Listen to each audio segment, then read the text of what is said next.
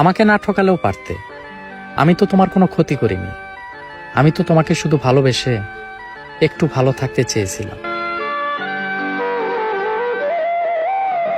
তোমার একটু ভালোবাসা পাবার জন্য কতই না কান্না করলাম, তোমাকে ধরে রাখতে কতই না পাগলামি করলাম, কত মান অভিমান করলাম, কিন্তু তুমি আর আমার হলে কই? তুমি তো কখনোই জানতেই চাইলে না আমি কেমন আছি তোমাকে ছাড়া। তাই তো আজ সব অভিমান অভিযোগ লুকিয়ে নীরবে সরে এসেছি। আর কোনো অভিযোগ নিয়ে তোমার সামনে আসবো না। তুমি আমাকে ছাড়াই ভালো আছো, সবসময় ভালো থেকো, আর কোনো আক্ষেপ নেই আমার।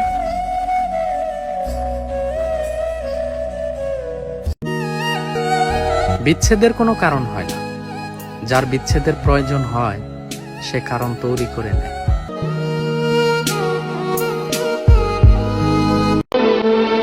আমার কোনো দুঃখ নেই, কারণ আমি আগে থেকেই জানি তুমি আমার সাথে অনেক বড় প্রতারণা করবে। যাও, তুমি পরীক্ষা করে নাও দুনিয়ার মানুষকে, কে তোমাকে ভালোবাসে আমার মতো করে।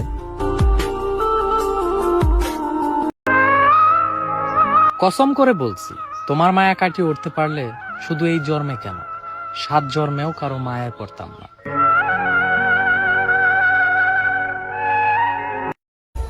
বিশ্বাস করো, আমি তোমাকে যেভাবে ভালোবাসি সেভাবে আমি কাউকে ভালোবাসিনি।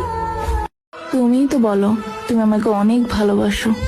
আচ্ছা জান, যাকে এতটা ভালোবাসো তার সাথে কথা না বলে থাকো কিভাবে? আচ্ছা, কেন এলে আমার জীবনে, আর কেনই বা আমায় তোমার মায়া জড়ালে? আমি তো তখনই ভালো ছিলাম যখন কারো মায়ায় ছিলাম না। কেউ বিশ্বাস করুক বা না করুক, আমার একটাই কলিজা, আর সেটা একমাত্র তুই। জানি না তুমি কেমন আছো, কিন্তু বিশ্বাস করো, শুধু আমার 2টা চোখই জানে আমার প্রত্যেকটা রাত কিভাবে কাটে। থাইকা গেলেও তো পারতা, সবটা দিয়েই তো তোমারে ভালোবাসছিলাম। তুমি তো জানতা তোমার এই পাগলটা তোমারে ছাড়া কোনোদিন ভালো থাকতে পারবো না। তুমি যদি আঘাত করতে করতে আমার শেষ নিঃশ্বাসটুকুও কেড়ে নাও, তারপরেও বলবো আমি তোমাকে ভালোবাসি। তুমি আমারে কইছিলা এই পৃথিবীতে সুখে দুঃখে সব সময় আমার পাশে থাকবা। আজকে তুমি কই হারাইয়া গেলা আমারে কষ্টের সাগরে ভাসাইয়া। মুরগি জবাই করে ড্রামের ভিতর রাখলে যেমন করে ছটফট করে, শেষবার আপনারে পাওয়ার লাগা অমনি করে ছটফট করছিলাম, তবু আপনারে আটকে রাখবার পারি নাই। আমি আগের থেকে অনেকটা শান্ত হয়ে গেছি, কারণ আমি অন্য মানুষের কাছ থেকে নয়, আপন মানুষের কাছ থেকে বেশি কষ্ট পাইছি।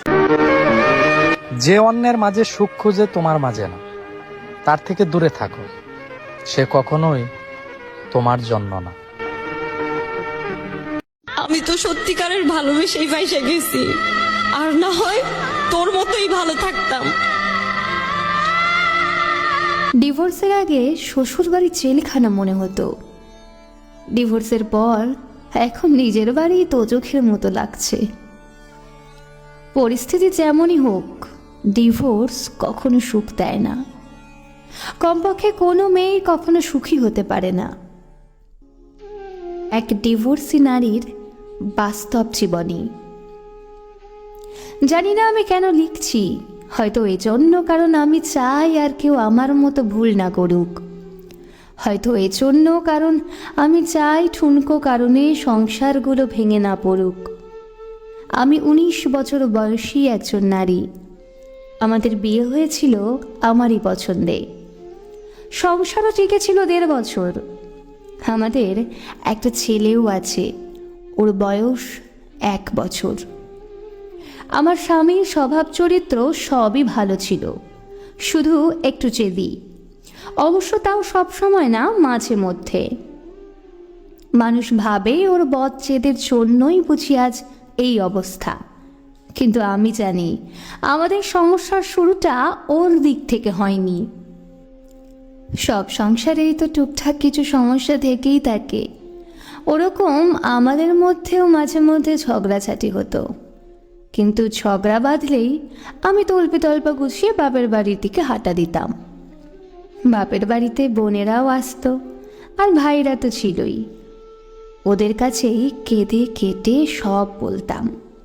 তখন সবাই ওকে ফোন করে কথা শোনাতো। আমার ছোট বোন তো রীতিমতো অপমানও করতো ওকে। আমার কাছেও মনে হতো ঠিকই আছে, কত বড় সাহস, আমার সাথে লাগতে আসে, আমাকে নিজের মতো চালাতে চায়। আমার মধ্যে কেমন একটা জেদ কাজ করতো। ওর কাছে ছোট হব, ওর কাছে নিজের ভুল স্বীকার করব, মাফ চাইব, এটা আমি ভাবতেই পারতাম না। উল্টে বড় গলা করে বলতাম, ডিভোর্স দাও, তোমার মতো লোকের সাথে কে সংসার করে? না, ডিভোর্স আমি কখনোই মন থেকে চাইনি, ওটা ছিল আমার মুখের কথা। ওর সামনে ছোট হওয়ার চাইতে ডিভোর্স চাওয়াই আমার কাছে তখন সঠিক মনে হতো। একদিনের কথা তো এখনো মনে পড়ে। সেদিন ছোট একটা ব্যাপার নিয়ে তর্ক করতে করতে দুজনেই খুব উত্তেজিত হয়ে পড়েছি। রাগে আমার শরীর কাঁপছে, যা মুখে আসছে তাই বলছি, তুই তুকারি, গালিগালাজ, অপমান কিচ্ছু বাদ যায়নি। এক পর্যায়ে সহ্যের বাঁধ ভেঙে ও আমার গায়ে হাত তুলল। এর আগে কিংবা পরে কখনোই ও আমার গায়ে হাত তোলেনি, কিন্তু ওই একটা থাপ্পড়, ওটাই যথেষ্ট ছিল। আমি বাপের বাড়ি চলে গেলাম। আর হ্যাঁ, বরাবরের মতো এবারও নিজের দিকটা না বলে খালি ওর দিকটাই বলে গেলাম। মানুষের দোষ দিয়ে আর কি লাভ? সবাইকে যা বলেছে সেটার ওপর ভিত্তি করেই তারা বিচার করেছে। পরিবারের সবাই বলল, এমন ছেলের সাথে সংসার করার কোনো দরকার নেই, মামলা ঠুকে দাও। আমি সবার পরামর্শে মামলা করলাম। ওর নামে নারী নির্যাতনের কেসও করা হলো। খুব দ্রুতই ওকে পুলিশ ধরে নিয়ে গেল। ওর পরিবার থেকে মুরব্বীরা এসে বারবার অনুরোধ করলো আমি যেন এই কেসটা তুলে নেই। ভেতরে ভেতরে আমিও চিন্তা করতাম, আচ্ছা, আমার স্বামী কি আসলেই জালেম? ও কি কোনো দিন নিজে থেকে আমার গায়ে হাত তুলেছে? আমি যদি ওকে এত কথা না শোনাতাম, তাহলে কি সেদিনও আমার গায়ে সত্যিই হাত তুলতো? আমার বাবা মা আমাকে অনেক বুঝিয়েছিল, আমি যদি এত কিছুর পরেও ফিরে যাই তাহলে ও ভাববে আমি বুঝি অসহায়, আমাকে আরও পেয়ে বসবে, আমার ওপর ইচ্ছে মতো ছুরিও ঘোরাবে। একবার গায়ে হাত তুলেছে মানে বারবার মানুষটা একই কাজ করবে। কাজেই নিজে থেকে ফিরে যাওয়ার তো কোনো প্রশ্নই আসে না। কিন্তু আমার মনের ভেতরে কে যেন একটা চিৎকার করে বলতো, ও তো এমন লোক নয়, ও যেদিন আমার গায়ে হাত তুলেছিল সেদিনই হাঁটু জোর হয়ে আমার কাছে মাফ চেয়েছে। এসব ভেবে ভেবে আমি মামলাটা তুলে নিলাম, তবে ওর কাছে ফেরত চাইনি। কিছুদিন পর দুই পরিবার থেকে বিচার সালিশ হলো। সবার কাছে ওই দোষী প্রমাণিত হলো। সবাই ওকে নানা কথা বোঝালো, উপদেশ দিল। তারপর আবার সংসার শুরু করলাম। এর পরের কয়েক মাস বেশ ভালোই চলছিল, কিন্তু হুট করে আবার কি একটা নিয়ে আমাদের মধ্যে ঝগড়া বেঁধে গেল। ব্যাস, কাপড় চোপড় গুছিয়ে আবার আমি বাপের বাড়ি গিয়ে উঠলাম। এর মধ্যে শুনলাম ও নাকি ভীষণ অসুস্থ। আমি বাসায় ফিরতে চাইলে আমার পরিবার বলল, এভাবে একটা ঝগড়ার পর একা একা ফিরলে সেটা ভালো দেখায় না। আর আমার বোনদের কথা ছিল, ওসব অসুস্থ টসুস্থ কিছুই না, সবই বাহানা।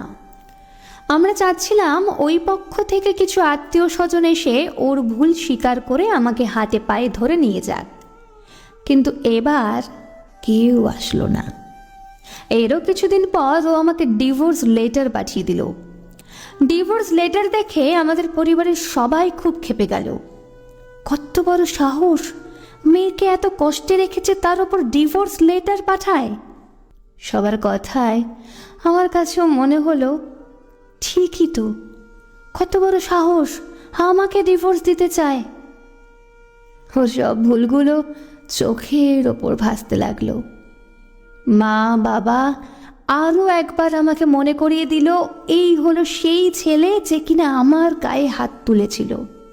প্রতিশোধের আগুনে জ্বলতে জ্বলতে আমিও ঠিক করলাম এবার ডিভোর্সই দেব। কে চায় এমন ফালতু একটা লোকের সঙ্গে সংসার করতে? কোর্টে গিয়েও ওকে হেনস্থা করার চেষ্টা করলাম। আমার মাসিক খরচ বাড়িয়ে একটা আকাশ ছোঁয়া অঙ্ক দাবি করলাম। আমি চাচ্ছিলাম ওর যেন দেওয়ালে পিঠ ঠেকে যায়, যেন নিজে থেকে আমার কাছে এসে এবার সংসার করতে চায়। আসলে ডিভোর্স হোক এটা আমি কখনোই চাইনি, কিন্তু ভেতরের একটা জেদ আমাকে খেয়ে নিচ্ছিল। আগ বাড়িয়ে ওকে ডিভোর্স তুলে নিতে বলা আমার পক্ষে অসম্ভব। ওর কাছে ছোট হওয়া আমি মানতেই পারি না। কিন্তু আশ্চর্যের ব্যাপার, ও আমার আকাশ ছোঁয়া সমস্ত দাবিও মেনে নিল। আমাদের ছেলেকে আমি পেয়েও গেলাম, ভরণ পোষণ, মাসিক খরচ, ওর সম্পত্তি সব। কিন্তু বিনিময়ে ও পেল শুধুই ডিভোর্স। আমাদের ডিভোর্স হয়েছে আজ 3.5 বছর। ও আবার বিয়েও করেছে, সুখেই আছে বোঝা যায়। আসলে ওর মতো নির্ঝঞ্ঝাট স্বামীকে নিয়ে মেয়েরা হয়তো সুখেই থাকবে। এখন আমার নিজের কথা ভেবেই আফসোস হয়। মানুষের মুখের কথা কখনো কখনো শরীর চেয়েও ধারালো হতে পারে। ও আমাকে একবার থাপ্পড় মেরেছিল ঠিকই, কিন্তু আমি কথার তীরে ওকে ছিন্ন বিচ্ছিন্ন করে ফেলতাম। শারীরিক নির্যাতন করিনি সত্যি, কিন্তু মানসিকভাবে কষ্টও দিতাম। এসব কথা তো আর আমার মা বাবাকে কখনোই বলা হয়নি। নিজের দোষের কথা মানুষ কতটুকুই বা বলে।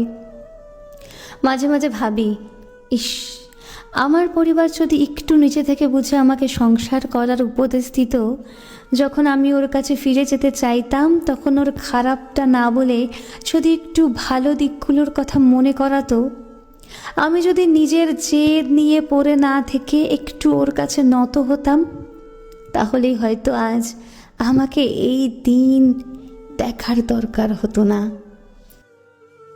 ডিভোর্সের আগে শ্বশুরবাড়ি জেলখানা মনে হতো, ডিভোর্সের পর এখন নিজের বাড়ি দোজখের মতো লাগছে। আজ আমার ভাই বোন, বন্ধু বান্ধব সবার নিজেদের সংসার আছে, কিন্তু ছোট্ট ভুলে সব শেষ হয়ে গেছে আমার। তাই দোয়া করি আর কারোর সাথে যেন এমন ঘটনা না ঘটে।